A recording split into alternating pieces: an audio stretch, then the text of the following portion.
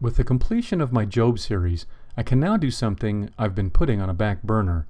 I've been dying to do some shout-outs for a few fellas that have kept me entertained and educated while I worked on my own material.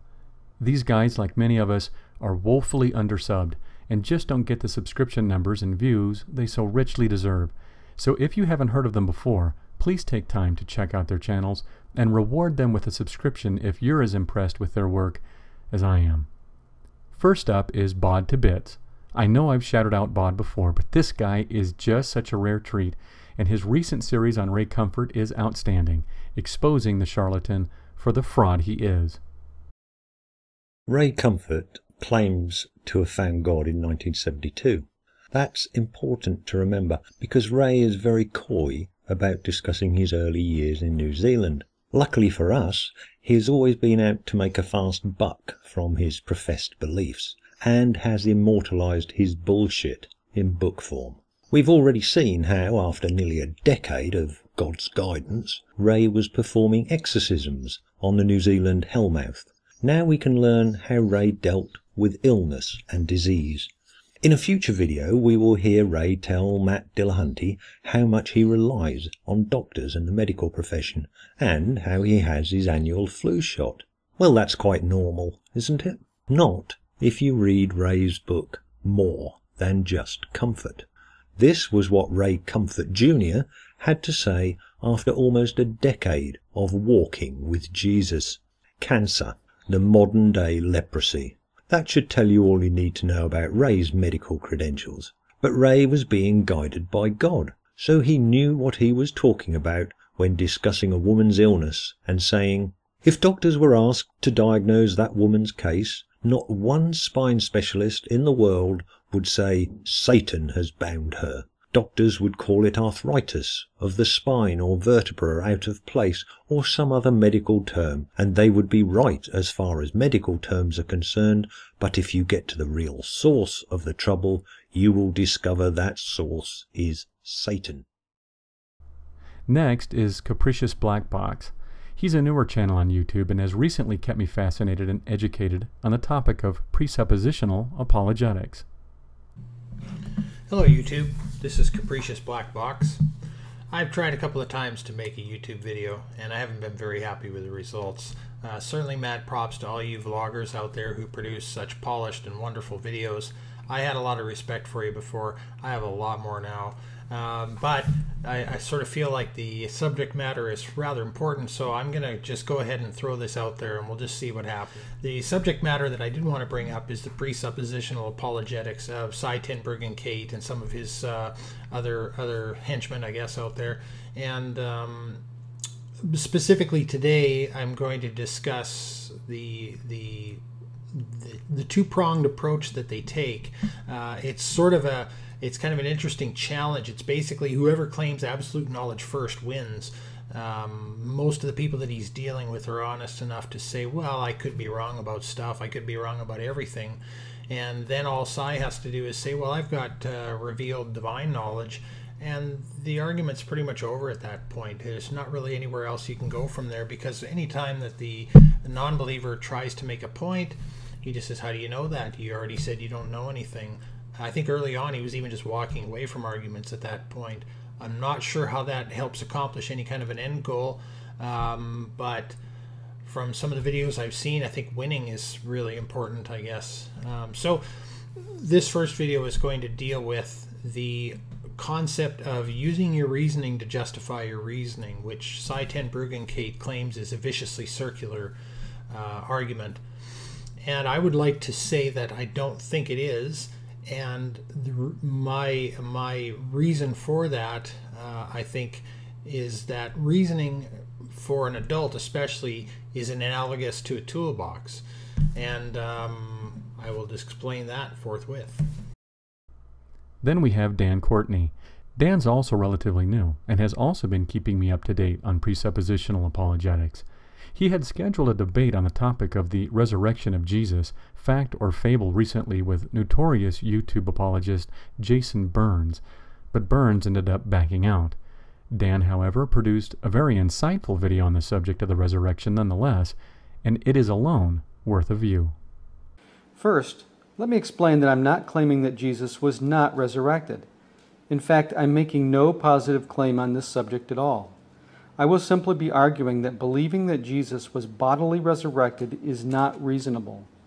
The burden of proof, then, is not on me to provide alternatives to the biblical resurrection story, but on those claiming that Jesus was physically resurrected to establish this claim beyond a reasonable doubt.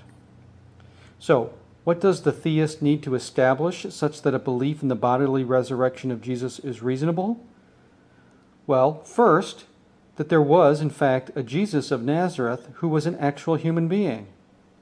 2, that Jesus was, in fact, dead prior to having his body placed in the tomb.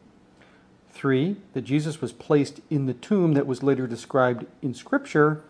And 4, his body was physically restored to normal function. I contend that no theist has established any of these requirements to any reasonable degree, and therefore belief in the bodily resurrection of Jesus is not reasonable. However, for the sake of argument, if a theist were to establish all of these requirements beyond a reasonable doubt, then at best he or she has an unexplained phenomena. And if they wish to continue and establish this unexplained phenomena as an act of God, they have at least 4 more hurdles to clear. Next up is Anti-Citizen X. I've also shouted out this YouTuber before, but he's produced one of the best videos to drop on a Christian apologist. Philosophical Failures of Christian Apologetics, Part 3, The Null Hypothesis. His entire series is marvelous, but I really enjoyed this installment. So what does it mean to claim that a being like God does not exist? Because when you listen to religious apologists, they'll often have you believe that the only way to justify such a proposition is by scouring every last nook and cranny of physical reality itself only to turn up empty. Of course, that's not what it means at all, and everyone knows it, because proving a negative in this sense is a philosophically impossible feat. But if that's truly the case, then how do we claim that anything at all doesn't exist? What is the epistemic basis by which we can reject the existence of things like Bigfoot, unicorns, and Yahweh? So, all things being equal, the mere lack of evidence alone is already perfect justification for the strong assertion that there is no such thing as God. By definition, things which don't exist don't manifest in our sense experience, while only things which do exist eventually might. But religious apologists have a remarkable habit of failing on every conceivable epistemic level you can imagine. Because it's one thing to assert the existence of things that might be real, like a powerful personal agent with a vested interest in human affairs, but another thing entirely to believe in things that absolutely cannot be real, like an omnipotent, omnibenevolent being that necessarily exists outside of space and time. No More is another outstanding YouTuber who has taken on the topic of Seitan Bruggenkate's presuppositional apologetics. His playlist, featuring 8 videos on the topic, is second to none, and he's hard at work on a follow-up series which is turning out to be equally as impressive. In No More series, he sets up a fictional dialogue between himself and Bruggenkate, arguing the fine points of Sei's presuppositional position. Okay, so like I said, I do know things for certain, namely my own existence and the laws of logic. However, you claim that God is required for logic. Why? Sei would probably say, well, how can laws of logic exist in a material universe? Logic is immaterial, invariant and universal. God is immaterial, invariant and universal. So I can account for logic, but you cannot. My response: first of all, not all atheists are naturalists to begin with, so it's not the case that all atheists believe that only material entities exist. But I am in fact a naturalist, so I will answer this from that perspective. Your claim is based on at least 2 fallacies: the fallacy of equivocation and the fallacy of reification. First of all, you equate the laws of logic with the facts about reality that those laws refer to. Actually, it's not about the laws of logic, but about the necessary facts of reality. Let's call those the facts of logic. After all, the law itself is merely a statement which is not invariant and universal at all. But the fact that this law refers to is. You cannot equate those things. After all, the law of identity, something is what it is and is not what it is not, is just a sentence in the English language and can change. After all, the law is different in other languages. But no matter what language or type of phrasing is used, it refers to the same fact of logic. In other words, the law of identity is not a necessary fact, but it's a description of a necessary fact. The law is not universal and invariant, but the fact that it describes is. And finally, whenever I do a shout-out video, I have to always include my favorite YouTube geologist and dim bulb award bestower, Wildwood Clare, who recently has begun production of a new series of videos for me regarding the basics of geology. Of course, anyone else as ignorant of the topic would probably enjoy the series as well, packed with education and humor.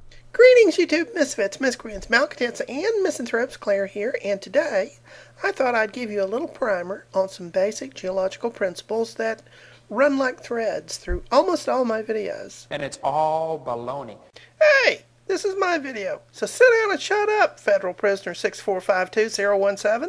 So be it.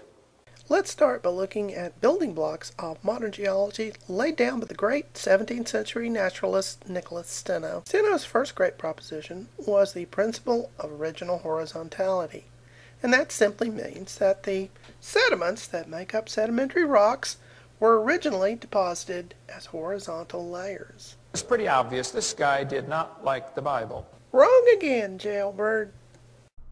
So while you whittle away the hours waiting for the next Bible Skeptic video, the script of which, by the way, is currently being written, please give these folks a watch and subscribe if you feel they've earned your click. I know they've earned mine.